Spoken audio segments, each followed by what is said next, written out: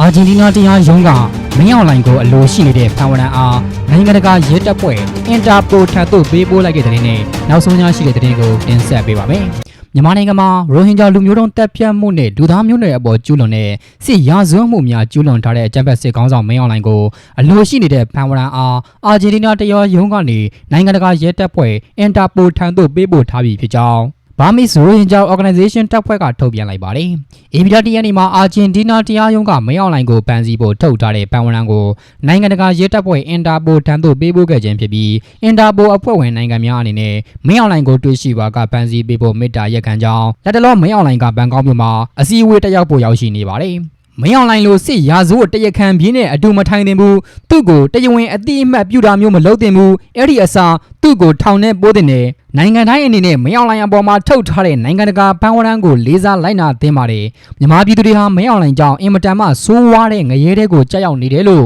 ဆိုပါတယ်လက်တလောမင်းအောင်လှိုင်အနေနဲ့ထိုင်းနိုင်ငံမှာရောက်ရှိနေတော့လဲနိုင်ငံတကာရဲတပ်ဖွဲ့ရဲ့အဖွဲ့ဝင်နိုင်ငံဖြစ်တဲ့ထိုင်းရဲတပ်ဖွဲ့ကမင်းအောင်လှိုင်ကိုဖမ်းဆီးပေးမဲ့အခြေအနေမရှိကြောင်းထိုင်းရောက်မြန်မာတွေကဆိုပါတယ်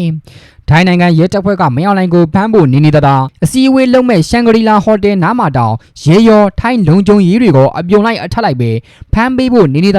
ကိုရီတောင်ကက်လို့မရဘူးလုံခြုံရေးကိုအထူးစပယ်ရှယ်ပေးထားတာသက်စင်ရဲ့သမီးကထိုင်းဝန်ကြီးချုပ်ပဲသက်စင်နဲ့မင်းအောင်လှိုင်ကအင်မတန်မှရင်းနှီးတဲ့ဆက်ဆံရေးဖြစ်ခဲ့တာဆိုတော့သူသမီးလက်ထက်မှာမင်းအောင်လှိုင်ကိုတကူတကဖိတ်ကြားလူရသွင်းတာကအကျိုးစီးပွားအတွက်ပဲလို့မင်းအောင်လှိုင်ကိုစန္ဒပြရန်အတွက်ဘန်ကောက်ချန်ဂရီလာဟိုတယ်အနီးသို့ရောက်ရှိနေတဲ့ထိုင်းနိုင်ငံရောက်မြန်မာလူသားတူကဆိုပါတယ်ထိုင်းနိုင်ငံမှာကျင်းပတဲ့အစည်းအဝေးမှာအိန္ဒိယတိရိလင်္ကာဘင်္ဂလားဒေ့ရှ်ဘူတန်မြန်မာနဲ့နီပေါနိုင်ငံတို့ရောက်ရှိနေကြပါတယ်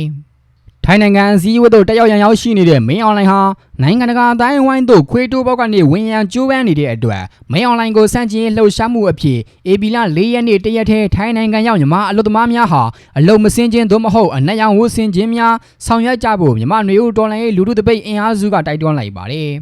ထိုင်းနိုင်ငံမှာရှိတဲ့မြန်မာနိုင်ငံသားများအလုပ်သမားများအနေနဲ့အကြမ်းဖက်စစ်ကောင်စီခေါင်းဆောင်မင်းအောင်လှိုင်ကိုအစည်းအဝေးတက်ရောက်နေခြင်း2025ခုနှစ်ဧပြီလ4ရက်နေ့မှာအလုံမစင်းခြင်းဖြင့်အကြမ်းဖက်စစ်ကောင်စီအားဆန့်ကျင်ကြောင်းပြသဖို့ထိုင်းနိုင်ငံအတွင်းနေထိုင်နေကြတဲ့မြန်မာနိုင်ငံသားများနဲ့မြန်မာပြည်သူများနဲ့ရက်တီကြတဲ့နိုင်ငံတကာနိုင်ငံသားများအနေနဲ့လည်းအကြမ်းဖက်စစ်ကောင်ဆောင်မင်းအောင်လှိုင်ကိုအစည်းအဝေးတက်ရောက်နေခြင်း2025ခုနှစ်ဧပြီလ4ရက်နေ့မှာအနက်ရောင်ဝေါ်စားများဝတ်ဆင်ခြင်းနဲ့အကြမ်းဖက်စစ်ကောင်စီအားဆန့်ကျင်ကြောင်းပြသဖို့အတွက်တိုက်တွန်းလိုက်ပါတယ်။အကြမ်းဖက်စစ်ကောင်စီရဲ့ခေါင်းဆောင်မင်းအောင်လှိုင်ဟာအစည်းအဝေးတက်ရောက်ဖို့ထိုင်းနိုင်ငံသို့2025ခုနှစ်ဧပြီလ3ရက်နေ့မှာထိုင်းနိုင်ငံသို့ရောက်ရှိနေကြောင်းရိုဟင်ဂျာလူမျိုးများအားမျိုးတုံးတပ်ဖြတ်ခြင်းအတွက်အာဂျင်တီးနားနိုင်ငံတကာတရားရုံးကနေရာဇဝတ်ဝန်ထမ်းထုတ်ပြန်ထားခဲ့ပြီးမြန်မာနိုင်ငံမှာရှိတဲ့အရက်သားပြည်သူထောင်တောင်းပေါင်းများစွာအားတပ်ဖြတ်ခဲ့ခြင်းလေကြောင်းတိုက်ခိုက်မှုများပြုလုပ်ခြင်းငလင်ဘေးဒဏ်သင့်နေခြင်းကာလများမှာလည်းအရက်သားပြည်သူများအားဆက်လက်တပ်ဖြတ်နေတဲ့မင်းအောင်လှိုင်ကိုအစည်းအဝေးတက်ရောက်ခွင့်ပြုခြင်းဟာမြန်မာနိုင်ငံမှာရှိတဲ့နစ်နာသူများပြည်သူများအား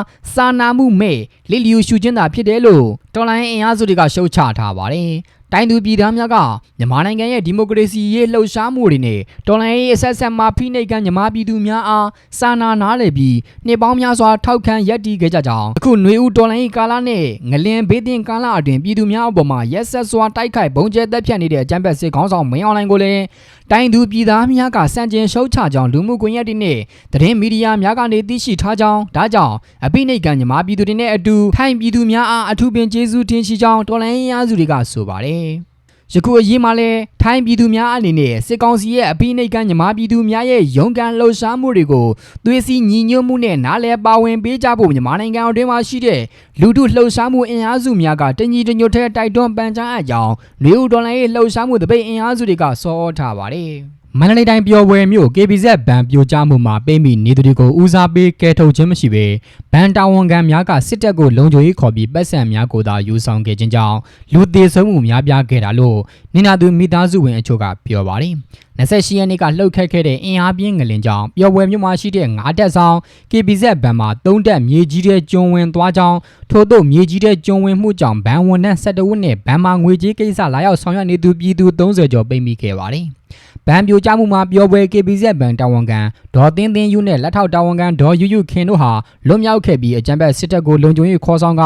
ဘန်မီကန်တစ်တာထားရှိတဲ့နေရာကိုမြေတူးဆက်တွေနဲ့တူဖော်ပြီးငွေကြေးများကိုသာဦးစားပေးထုတ်ယူခဲ့ကြောင်းဆိုပါတယ်။ပြောပွဲ KBZ ဘန်ပြိုကျမှုမှာပိတ်မိနေသူများတွေကလူတချို့သာအသက်ရှင်ကယ်ဆယ်နိုင်ခဲ့ပြီးကြံသူများအလုံးသေဆုံးခဲ့တာလို့ဆိုပါတယ်။ပိတ်မိနေသူတွေကိုကယ်ဆယ်ဖို့ဒေသပြည်သူများကတနာအီမှာ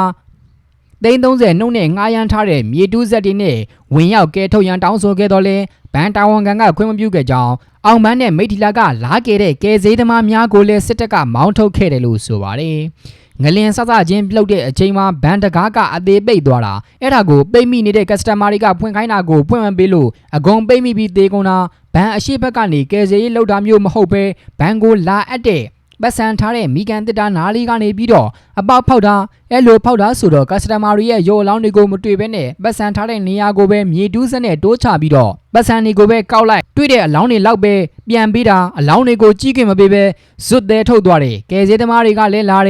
တာကိုလက်မခံဘူးလက်နဲ့ကင်ထားတဲ့သူတွေကအကုန်လုံးကိုပြန်လွတ်တာငလင်လှုပ်ပြီးနောက်ရက်အထိကိုအသက်ရှင်တဲ့သူတွေရှိတယ်အကုန်လုံးကလည်းအတန်နေပေးတယ်လူ40လောက်ရှိမဲ့ထင်တယ်အောက်ကနေဝိုင်းအော်ပြီးအတန်ပေးတယ်အဲ့ဒါကိုကဲမဲဆိုပြီးတော့ပတ်စံတွေကိုပဲထုတ်ယူသွားတာလို့နင်နာသူမိသားစုဝင်ပြည်သူတူကဆိုပါတယ်အဆိုပါပြောပွဲမျိုး KBZ ဘန်ပြိုကျတဲ့နေရာကိုမလ30ရက်နေ့မှာဘန်ပိုင်ရှင်အောင်ကိုဝင်းရောက်ရှိလာကြောင်း၎င်းရောက်ရှိလာခဲ့ပြီးတဲ့နောက်ညနေပိုင်းမှာစင်ကာပူနိုင်ငံကကယ်ဆယ်ရေးအဖွဲ့ဝင်များမိသားတပ်ဖွဲ့များရောက်ရှိလာပြီးစစ်ဆေးမှုများပြုလုပ်နေစဉ်မှာပဲပိတ်မိနေသူအားလုံးအစာငတ်ခြင်းရေငတ်ခြင်းသွေးလွန်ခြင်းနဲ့အောက်ဆီဂျင်ပြက်လက်ခြင်းတို့ကြောင့်သေဆုံးသွားခဲ့တယ်လို့ဆိုပါတယ်29ရက်နေ့မှာပိတ်မိနေတဲ့သူတွေရဲ့အတန်တွေကိုကြားနေရတော့မယ်အဲ့ဒီနေရာမှာလိုက်ကယ်ဆယ်ရေးတွေစတင်တာမလုပ်သေးဘူးရဲနဲ့စစ်သားတွေကိုတောင်လုံခြုံရေးယူပြီးတော့ပတ်စံတွေကိုအရင်ထုတ်နေတော့ပိုင်ရှင်အောင်ကိုဝင်းက30ရက်နေ့အလောင်းတွေအနံ့ထွက်တော့မှရောက်လာတဲ့တိုင်အောင်လဲကယ်ဆယ်ရေးအစီအစဉ်မလုပ်သေးဘူးညနေပိုင်းစင်ကာပူကကယ်ဆယ်ရေးနဲ့မိသက်တွေလာပြီးတော့စစ်ကြည့်လိုက်တော့ပိတ်မိနေသူအားလုံးကအစာငတ်ရေငတ်သွေးလွန်အရှူမရဖြစ်ပြီးသေဆုံးသွားကြတယ်လို့ဆိုပါတယ်ရမီရပ်ဖားတွေကမြေတူးဆက်တနာရီ30နဲ့2နာရီစာငှားပေးပါမယ်ဆိုတာကိုအကဲမခံတာပါတကယ်ဆိုပိတ်မိနေတဲ့သူတွေအသက်ရှင်နေပါလျက်နဲ့ဘန်တာဝန်ခံတွေကမှားယွင်းဆုံးဖြတ်လို့အသက်ဆုံးရှုံးမှုများစွာဖြစ်ပေါ်ခဲ့တာလို့ဒေသခံပြည်သူတူကဆိုပါတယ်အပြည့်ရက်တယ်လို့ကြေညာထားတဲ့စစ်ကောင်စီကစကိုင်းနဲ့မန္တလေးပါဝင်ကချင်ပြည်နယ်တို့မှာထိုးစစ်တွေဆင်နေပါတယ်စစ်ကောင်စီဟာတော်လိုင်းတပ်များနဲ့ဖြစ်ပွားနေတဲ့တိုက်ပွဲများမှာ AB 2ရက်နေ့ကစတင်ကရက်ပေါင်း20အပြည့်ရက်ကြောင်း AB 2ရက်နေ့ညပိုင်းကထုတ်ပြန်ထားတော့လေစကိုင်းတိုင်းမန္တလေးတိုင်းနဲ့ကချင်ပြည်နယ်တို့မှာထိုးစစ်တွေပြုလုပ်နေပါတယ်စကိုင်းတိုင်းအင်းတော်မြို့နယ်တို့ကို AB 3ရက်နေ့မနက်ပိုင်းမှာစစ်ကောင်စီရဲ့ဘုံကျဲတိုက်လေရင်ကဘုံတီ30လုံးကျဲချတိုက်ခိုက်ခဲ့တယ်လို့သိရပါတယ်အလားတူစကိုင်းတိုင်းစားလင်းကြီးမြို့နယ်မှာရှိတဲ့ဝမ်ပေါင်ကြီးနီစီမံကိန်းနဲ့9ကီလိုမီတာအကွာလောက်မှာစစ်ကောင်စီဘက်ကဂျင်းနီထုတ်ယူရန်စစ်ကြောင်းထိုးလာတဲ့စစ်ကြောင်းနဲ့တော်လိုင်းတပ်တွေ AB 2ရက်နေ့ကတိုက်ပွဲဖြစ်ပွားခဲ့ပါတယ်။ AB 3ရက်နေ့နေ့လယ်ပိုင်း12:30မိနစ်အချိန်မန္တလေးတိုင်းတပိတ်ချင်းမြို့နယ်တဲသို့ဘုံတီ3လုံးကျဲချတိုက်ခိုက်ခဲ့ပြီးထိုတိုက်ခိုက်မှုရဲ့နောက်ဆက်တွဲကိုတော့အတိအကျမသိရသေးဘူးလို့ဆိုပါတယ်။ကချင်ပြည်နယ်ဝိုင်းမော်မြို့နယ်လမြန်းရွာဝန်းကျင်ရှိစစ်ကောင်စီတပ်တွေကအပြစ်ကက်ယာယီရက်ထားတဲ့ KIA တပ်များရှိရာသို့ AB 3ရက်နေ့မနက်8:00နာရီဝန်းကျင်လောက်ကလက်နက်ကြီးပစ်ခတ်မှုတွေနဲ့အတူမြေပြင်ထိုးစစ်တွေပြုလုပ်ခဲ့ကြောင်း KIO ဒုစစ်ဦးစီးချုပ်ဂွမ်မော်ကဆိုပါတယ်။မြို့သားညီညွတ်ရေးအစိုးရကထိုးစစ်နှစ်ပတ်ရက်ရန်မြောက်ပိုင်းညီနောင်မဟာမိတ်3ဘွဲတို့ကတလ KIA ကရက်ပေါင်း20အပြည့်ရက်ထားမှာဖြစ်ပြီးစစ်ကောင်စီတပ်ကတော့ရက်ပေါင်း20အထိအပြည့်ရက်မဲ့ဖြစ်ကြောင်းအသီးသီးထုတ်ပြန်ခဲ့ကြပြီးစတင်တိုက်ခိုက်ပါကပြန်လည်တိုက်ခိုက်မှာဖြစ်ကြောင်းတပ်အားလုံးရဲ့အပြည့်ရက်ထုတ်ပြန်ချက်မှာဖော်ပြထားပါတယ်။မလ28ရက်နေ့မှာလှုပ်ခတ်ခဲ့တဲ့ပြင်းအားမြင့်ငလင်ကြောင့်မြန်မာနိုင်ငံတဝန်းလုံးမှာရှိတဲ့ဒေသအသီးသီးမှာငလင်တန်းခံစားခဲ့ရတာကြောင့်ကုညီကယ်ဆယ်လုပ်ငန်းများဆောင်ရွက်နိုင်ရန်တော်လှန်ရေးတပ်အသီးသီးကအပြည့်ရက်ခဲကြခြင်းဖြစ်ပြီးစစ်ကောင်စီကတော့နိုင်ငံတကာဖိအားတွေကြောင့်အပြည့်ရက်ခဲ့ရပါတယ်။